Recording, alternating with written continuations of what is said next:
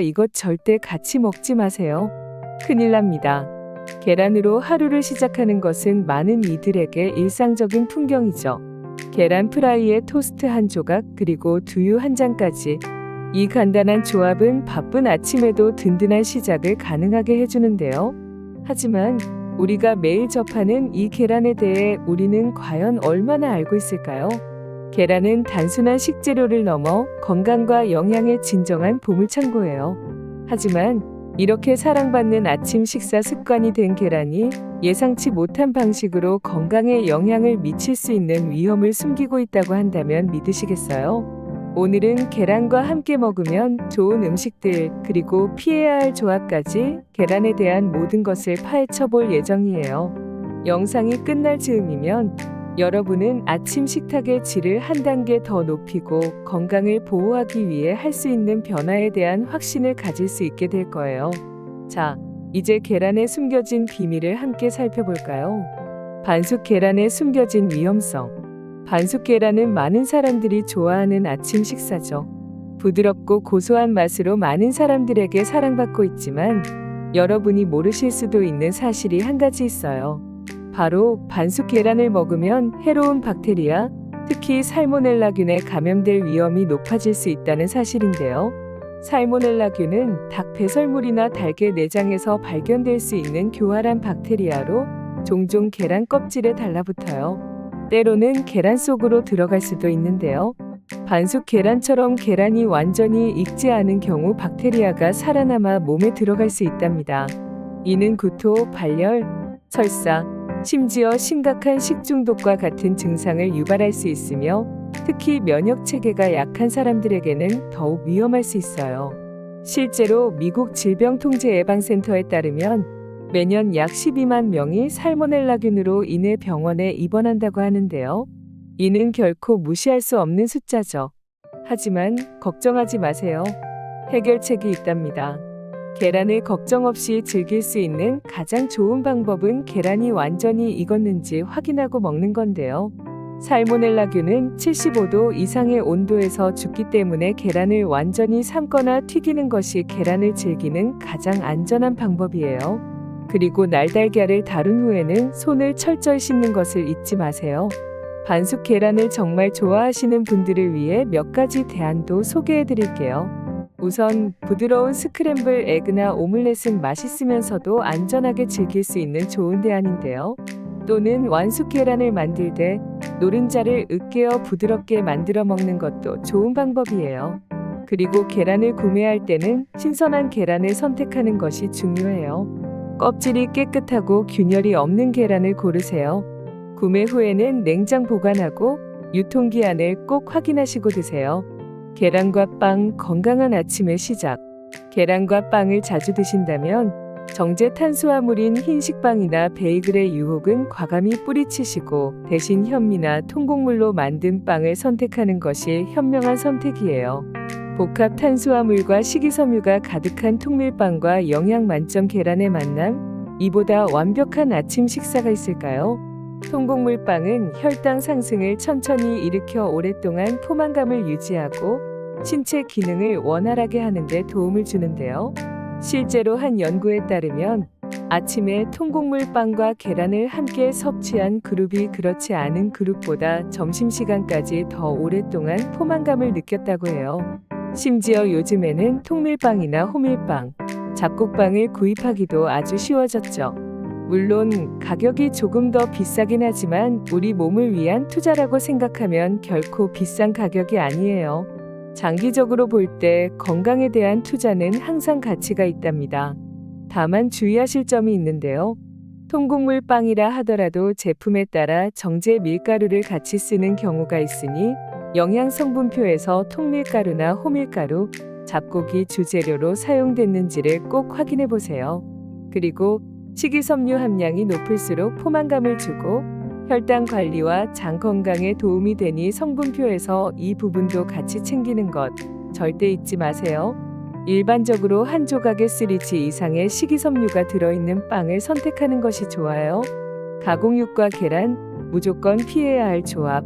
계란과 빵만큼이나 자주 같이 먹는 게 있죠. 바로 베이컨, 소시지, 햄이에요. 아마 다들 익숙한 식품일 거예요. 음식점에서도 소시지와 계란의 조합은 정말 자주 등장하는데요. 이런 가공육이 몸에 좋지 않다는 것은 잘 알지만 짭짤한 소시지와 담백한 계란의 조합이 너무 맛있어서 끊을 수가 없죠. 그런데 이 가공육, 여러분들이 생각하시는 것보다 훨씬 더 우리 몸에 해로운데요. 가장 문제가 되는 건 바로 나트륨이에요. 가공육은 가공 과정에서 첨가되는 소금 때문에 나트륨 함량이 엄청나게 높은데요.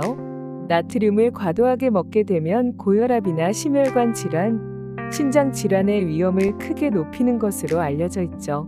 또한 가공육에는 발암 물질인 아질산염과 N니트로소 화합물이 포함되어 있어 대장암, 위암 등의 위험을 높일 수 있어요. 세계보건기구 산하 국제암연구소에서는 가공육을 1군 발암물질로 분류했을 정도인데요. 국제암연구소에서는 800개 이상의 연구를 분석했는데 가공육을 매일 50g 섭취할 때마다 대장암 발생 위험이 18% 증가한다는 결과를 발표했어요. 소시지 하나에 보통 200에서 300g 정도인데 50g이면 6분의 1 정도밖에 안 되는 적은 양이잖아요. 그렇게 조금만 먹어도 암 발생이 높아진다는 건 많이 먹으면 암 발생률이 더 높아진다고 봐야겠죠. 그러니 우리의 건강을 지키려면 계란과 가공육은 가급적 같이 안 드시는 게 좋아요. 사실 계란과 같이 먹을 때뿐만 아니라 가공육은 평소 식단에서도 아예 안 드시는 게 좋아요. 대신 신선한 육류, 생선, 콩고기 등으로 단백질을 보충하고 채소와 과일로 균형 잡힌 식단을 유지하는 게 현명한 선택이에요. 맛있는 음식을 포기하기란 쉽지 않지만 우리 건강을 위해서라면 노력할 만한 가치가 있죠. 계란과 우유, 토마토, 최고의 조합. 여러분, 혹시 계란과 우유를 함께 먹으면 안 된다는 말 들어보셨나요? 사실 이건 잘못된 정보예요. 오히려 이 두 식품을 함께 섭취하면 건강에 더 좋답니다. 계란의 비타민 D는 우유의 칼슘 흡수를 도와주며 두 식품 모두 우리 몸에 좋은 양질의 단백질을 제공하죠. 연구에 따르면 계란의 비타민 D가 우유의 칼슘 흡수를 촉진한다고 해요. 또한 계란과 토마토를 함께 먹으면 영양학적으로 더 좋은 효과가 있어요. 토마토에는 심혈관 질환이나 노화 관련 질병을 예방하는 리코펜이라는 성분이 풍부하게 들어있는데 이 리코펜은 지용성 물질이라 지방과 함께 섭취해야 우리 몸에 잘 흡수된답니다. 계란 노른자에는 리코펜 흡수를 도와주는 지방들이 들어있어요. 이처럼 계란과 토마토의 조합은 영양소의 흡수율을 높이고 건강에 도움이 될 수 있어요. 토마토 오믈렛을 만들어 드셔보시거나 삶은 계란을 토마토 샐러드에 추가하는 것도 좋은 방법이에요. 결국 중요한 것은 균형 잡힌 식단과 적절한 조리법이라고 할 수 있겠죠. 특히 식품의 조합을 무조건 피하기보다는 여러 가지 음식을 균형 있게 적당히 먹는 것이 건강한 식생활의 핵심이에요. 우리의 작은 식습관 변화가 건강한 삶으로 이어질 수 있어요. 앞으로의 아침부터는 계란과 우유 그리고 토마토를 활용한 건강한 식사를 시작해보는 건 어떨까요? 지금까지 계란이 우리 몸에 얼마나 좋은지 그리고 조심해야 할 부분에 대해 알아보았어요. 하지만 계란을 오래 보관하려면 어떻게 해야 하는지, 계란을 날로 먹으면 더 많은 단백질을 섭취할 수 있는지 등 궁금한 게 더 남았는데요. 이와 관련해 가장 많이 하는 질문 5가지와 거기에 대한 정확한 답변을 해보도록 할게요. 누구도 알지 못했던 계란에 숨겨진 비밀도 있으니 끝까지 확인해보세요. 첫 번째 질문. 계란 노른자의 색깔이 진할수록 영양가가 높다는 말이 있던데 사실인가요? 실제로 노른자의 색깔과 영양가는 직접적인 관련이 없어요. 노른자 색은 주로 닭의 먹이에 따라 달라지며 옥수수나 알팔파를 많이 먹은 닭의 계란 노른자가 더 진한 색을 띠죠. 영양가는 색보단 닭의 전반적인 식단과 사육 환경에 더 큰 영향을 받아요. 두 번째 질문. 계란을 먹으면 콜레스테롤 수치가 높아진다고 하는데 정말 모든 사람들에게 해당되나요? 모든 사람에게 해당되지는 않아요. 최근 연구에 따르면 대부분의 건강한 성인의 경우 계란 섭취와 혈중 콜레스테롤 수치 사이에 큰 상관관계가 없다고 해요. 오히려 계란에 포함된 레시틴이 콜레스테롤 흡수를 억제하는 효과가 있다는 연구 결과도 있어요. 다만 당뇨병 환자나 심혈관 질환 위험이 높은 사람들은 계란 섭취에 주의가 필요할 수 있어요. 세 번째 질문. 계란을 오래 보관하려면 어떻게 해야 하나요? 계란을 오래 보관하려면 뾰족한 부분이 아래로 가게 보관해야 해요. 이는 계란의 둥근 쪽에 있는 기실이 위로 가게 해 수분 증발을 최소화하고 신선도를 오래 유지할 수 있게 해줘요. 또한 계란을 씻어서 보관하면 오히려 세균 번식의 위험이 높아지므로 사용 직전에 씻는 것이 좋아요. 네 번째 질문. 계란을 날 것으로 먹으면 단백질 흡수율이 더 높다는 말이 있던데 사실인가요? 이는 사실이 아니에요. 오히려 계란을 익혀 먹어야 단백질 흡수율이 더 높아져요. 조리 과정에서 열을 가하면 계란 단백질의 구조가 변화하여 소화 효소가 더 쉽게 작용될 수 있게 돼요. 연구에 따르면 익힌 계란의 단백질 흡수율은 약 91%인 반면 날계란은 약 50%에 불과해요. 다섯 번째 질문. 계란을 먹으면 체내 비오틴 흡수를 방해한다는 말이 있던데 사실인가요? 아니에요. 이는 날계란에만 해당되는 이야기예요. 날계란 흰자의 아비딘이라는 단백질이 비오틴과 결합하여 흡수를 방해할 수 있어요. 하지만 계란을 익히면 아비딘이 변성되어 이러한 효과가 사라지죠. 따라서 익힌 계란을 먹으면 비오틴 흡수에 문제가 없으며 오히려 계란 자체에 비오틴이 포함되어 있어 좋은 비오틴 공급원이 되어 계란이 우리에게 주는 이로운 효능과 조심해야 할 부분 그리고 궁금한 5가지 질문에 대한 답변까지 해보았어요. 마지막으로 계란과 관련된 다양한 건강 꿀팁을 공유해 보려고 해요. 우리가 알지 못했던 뜻밖의 정보도 찾아볼 수 있으니 끝까지 집중해 주세요. 운동 후 계란 섭취하기. 운동 후 30분 이내에 계란을 섭취하면 근육 회복과 성장에 도움이 돼요. 계란의 단백질은 근육 회복에 필요한 아미노산을 제공하고 비타민 D는 근육 기능 향상에 도움을 줘요. 계란 껍질로 식물 영양 공급하기. 깨끗이 씻은 계란 껍질을 잘게 부숴서 화분에 넣어보세요. 계란 껍질은 칼슘이 풍부해 식물의 성장에 도움이 돼요.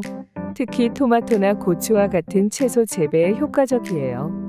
계란으로 냉장고 탈취하기. 계란 껍질을 깨끗이 씻어 말린 후 구멍을 뚫은 용기에 담아 냉장고에 두세요. 계란 껍질이 냉장고의 냄새를 흡수해줘요. 계란으로 혈압 관리하기. 계란에 포함된 오메가3 지방산은 혈압을 낮추는 데 도움을 줄 수 있어요. 특히 오메가3가 강화된 계란을 선택하면 더욱 효과적이에요. 이렇게 계란이 우리에게 주는 이로운 효능과 섭취 시 꼭 알아야 할 것들에 대해 완벽하게 알아보았는데요. 오늘 새롭게 알게 된 정보를 요약해보면 반숙 계란은 생각보다 몸에 좋지 않을 수 있으며 가공육과의 조합은 피하는 게 좋아요. 또한 계란을 오래 보관하기 위해서는 뾰족한 부분을 아래로 가게 보관해야 해요. 평소 알지 못했던 계란과 관련된 꿀팁 찾으셨나요? 오늘 알게 된 정보로 건강한 내일을 실천해보는 것은 어떨까요? 영상이 건강에 조금이라도 도움이 되셨다면 좋아요와 구독, 그리고 알림 설정을 통해 꾸준히 건강에 도움되는 정보 확인하시길 바랍니다. 건강하길 바라는 가족과 친구에게 영상을 공유해주세요. 그럼 저는 다음에도 유익한 건강 정보로 다시 찾아오겠습니다. 오늘도 건강하고 행복하세요.